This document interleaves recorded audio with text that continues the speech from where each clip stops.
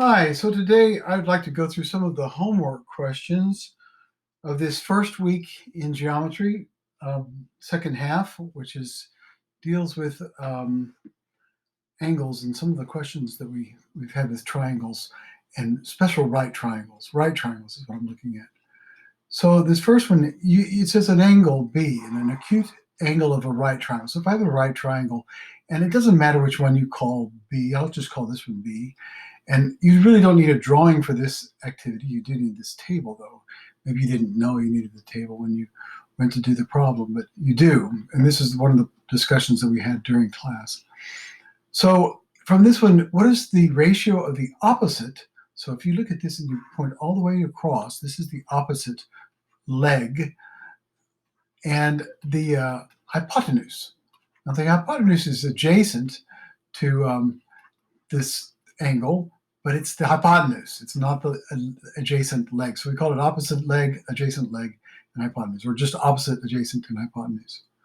And what we're looking at is this ratio. Which one of these is 0.67? I don't see it on here. It's somewhere between these two. Oh, so it's going to be between 40 and 50, and not 40 or not 50. Let's just say 43. Maybe that's right. Maybe it's close. If this doesn't proportion exactly halfway, so exactly halfway is not going to be exactly halfway between these numbers, but this is close, so this is good enough. Here we have a triangle, and we're supposed to fill in this table with these values. So you'll notice that if I'm looking from angle A, this side C is the adjacent leg. Notice right triangles have two legs and hypotenuse. The only other triangles that have legs are isosceles triangles, and those are the two sides that are congruent. So this is a leg, this is a leg. This is adjacent, this is the opposite. And B is also adjacent, but it's the hypotenuse. So the adjacent divided by the hypotenuse would be C over B.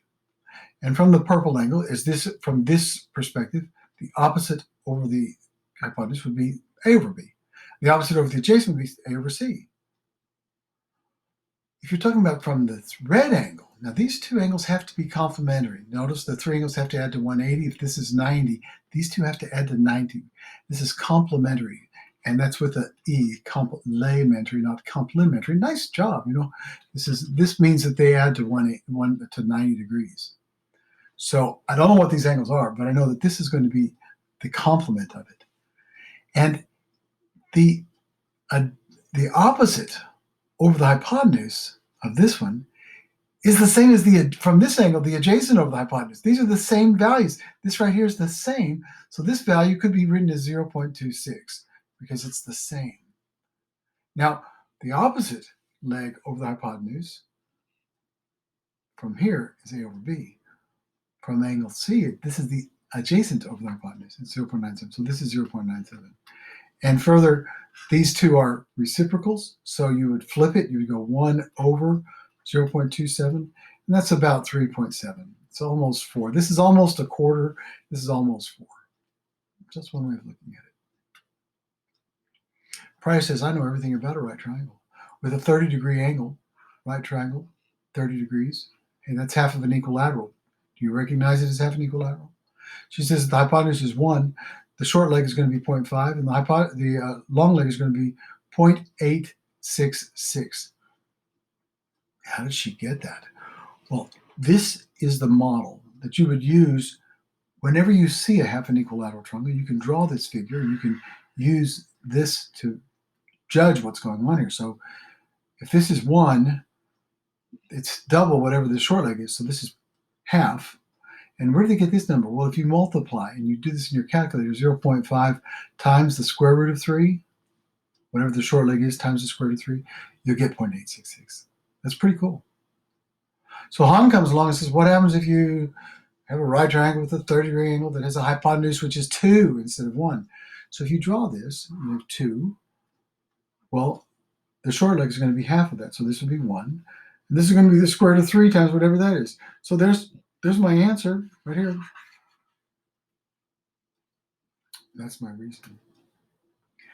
Once again, anytime you see this, draw your figure to help you out.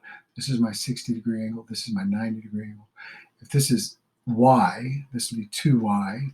This would be y times the square root of 3. I use y because we've got an x here. So each of the sides are 8.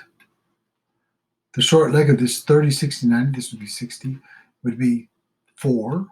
And this would be 4 times the square root of 3. The next question says you have an equilateral triangle with a side length of 8. That last one we just came with had a side length of 8. And this one we're supposed to find the area. Well, to do that, you need to know the height. You know this guy. So if this is 4 times the square root of 3. And we'll substitute the values. You have 1/2 of 8 times 4 times the square root of 3. Half of 8 is 4. 4 times 4 is 16 times the square root of 3. So we've written the formula, substituted the values, and we solved. And this is the exact answer, and this is what I prefer to see. You could plug it in a calculator and get a decimal, but I like to see that you understand that this is the square root of 3. It's about 1.7, somewhere around in there. What is the length of the side of the square? Oh, there's the side of the square, and this is a right triangle. It's a square, and these two sides have to be the same.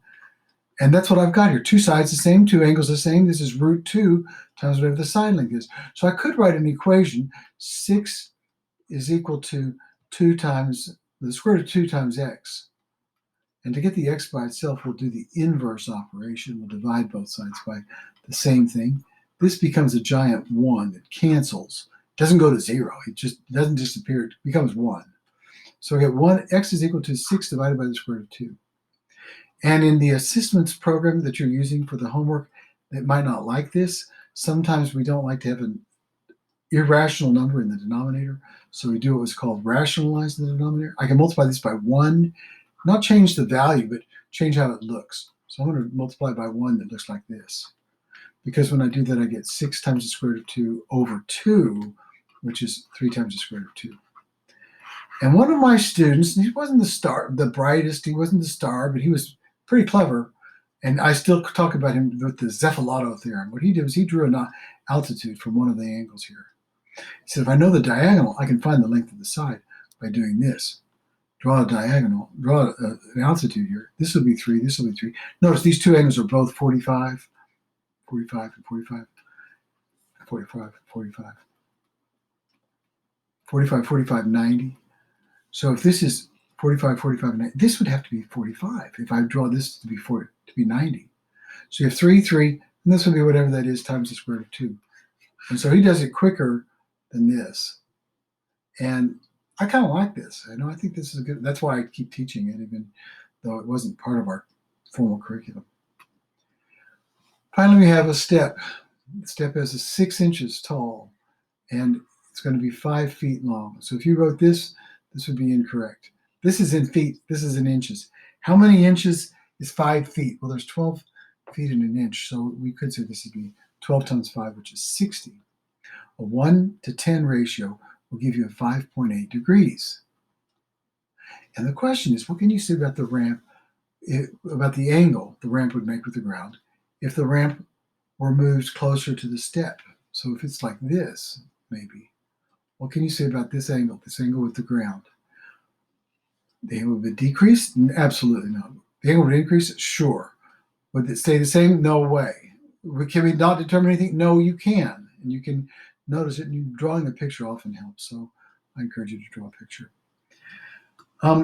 Just to recap what we've talked about this week, on day 1 of this class, which was lesson 1 in unit 4 on similarity, and on right triangle trigonometry, we talked about the Americans with Disabilities Act. And they said to make a safe ramp, you had to have a 4.8 degrees, 4.8, and a 90-degree angle. And if you did that, this would be a ratio of 1 to 12. Every triangle that has a 90-degree angle and has a 4.8 degrees is similar to this one. So if I knew one of the sides, say this is 23, I could find this other side. And if I knew both of the sides, then I could use the Pythagorean theorem to find the third side. So you can find all the sides. And what's neat about this is that with just one angle and one side, I can find the other side. So normally we have to have two sides and use the Pythagorean theorem to find a missing side of the right triangle. Here I've only given you one side and one angle, because every triangle which has a right angle and a 4.8 degree angle here would be similar. And that ratio, that proportion is fixed, and it's going to be the same. The second day we looked at other things. We looked at the half of a square. We said, well, if you take the diagonal of a square, this is going to be two sides the same, two angles are the same. These are 45-degree angles, and you have the right angle. And what's magic about this is that you can draw this over to the side, you can draw your sides and your angles, and if this is x, well, this other side has to be the same length, and this is going to be whatever that is times the square root of 2. This is a drawing that you can use as an intervention. You can put this on any problem that you have that you recognize as half of a square, and put it in this proportion, because this is the proportion it's going to be if it's half of a square.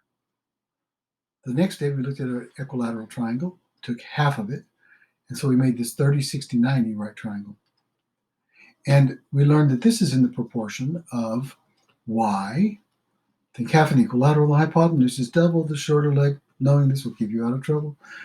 The longer leg is opposite the angle, that is 60. It's root 3 times whatever that value is. And this, again, is an intervention. If I were doing a problem with one of these, I would mark my drawing, and I would draw this figure, and then I would use this to set the proportion or to try to figure out what the missing side length is. The last thing that we did, which was lesson 4, was there's two things involved. Number one is that if you have a right triangle and it's got an angle that's fixed, say 20 degrees, all of the sides, the A and B and C, would be proportional. So the adjacent leg, the B, to the hypotenuse would be this right here. It's always going to be 0.940 for a 20-degree angle. The opposite to the hypotenuse would be A over B, A over C. This is always going to be 0.342, no matter what size you have. So this, you can actually figure out the sides based on this proportion, this ratio. And same with this one, this would be A over B. The second thing that we learned, which was kind of magical about this, was that I looked at the other angle here. This one is going to be the complement is. Here you have 90 degrees. These two have to add to 90. Well, what do you add to 20 to get to 90? 70 degrees. So if I look at the one for 70 degrees, and I look at the, from 70 degrees, the opposite divided by the hypotenuse, that's B divided by C. Wait a minute, that's the same value. Would you look at that? What do you know? And if I look at these other two, the adjacent to 70, A over C, this would be, oh, this is the same as this guy. Look at that. And here, this would be B over A, opposite over the adjacent. So these are related. And this works with 30 degrees and 60, 40 and 50. You can see how these are the same. And that's pretty significant and pretty neat. I'd like to work through a couple of the problems, if you can bear with me on this. So here's some problems. This is from Khan Academy. These are a little bit harder than some of the ones that I've given you on today's worksheet under the Desmos, the practice under it. Here I've got what looks like half of an equilateral. So I'm going to draw my half equilateral triangle, and I'll label this y. This is 60. This is 2y. And this is whatever that is times the square root of 3. Now you're asked to find PQ, this long distance, and we can see if this is y, this is going to be double whatever that is. So my x value is equal to 2 times the square root of 3. The answer here would be 4 times the square root of 3. What if I wanted to find this one? Here I'm going to take whatever this value is and multiply it by the square root of 3. So I have 2 times the square root of 3 times the square root of 3. That's 6. Pretty cool, huh? Notice how using this intervention, putting this in, really helps. Well, here we have half an equilateral. And I could draw it straight up and down like this, and I will for now, I guess. Y, 2y, and y times the square root of 3, because I recognize it that way. This one is associated with that, so my y is equal to 2. My hypotenuse would be equal to 2 times 2, and this would be equal to 2 times the square root of 3. Well, this one is associated with the x. You tilt it, if you need to, you can tilt it sideways like this. Half of my equilateral. My hypotenuse is double, and so forth. Y, 2y, and y times the square root of 3. So a couple of different ways. When you go to do the Khan Academies for this unit, for this quiz, they're going to give you the half of a square, the half of an equilateral. They also might give you the Pythagorean theorem. So if you know two sides of the triangle, you might have to use the Pythagorean theorem to find it. And so good luck with your practice and your work, and success.